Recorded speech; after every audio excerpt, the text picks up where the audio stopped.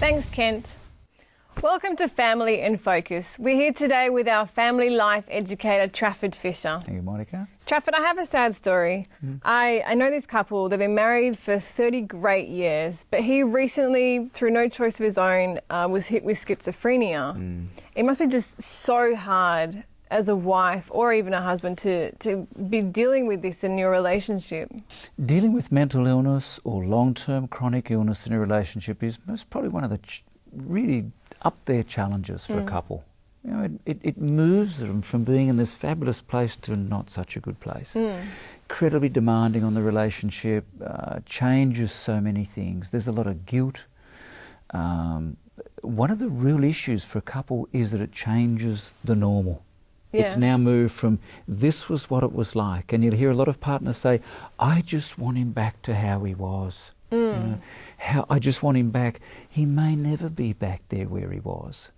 The mental illness may be a long-term thing. The chronic illness is going to be a long-term. So it really is a grief and loss issue. So they have to let that idea go and find a new idea, a new normal, like you said. I guess it's like a new normal, yeah. And to do that, they have to honour the grief. They have to recognise the loss and grief and loss. I have lost what I have. So we can't live in denial. Yeah. And we also need to encourage people to know they can't necessarily change the illness. They would love to change, and they're going to work very hard to bring healing.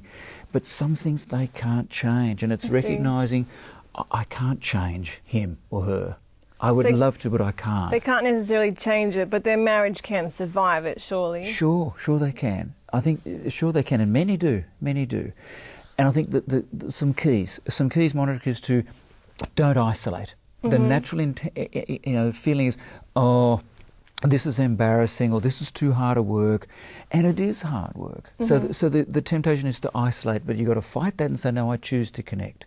Stay connected with friends, with family, and the community as much as you can. I think number 2, take care of yourself. Right? It's really valuable, because you can't be there for your partner when you aren't fully available because your own health is deteriorating.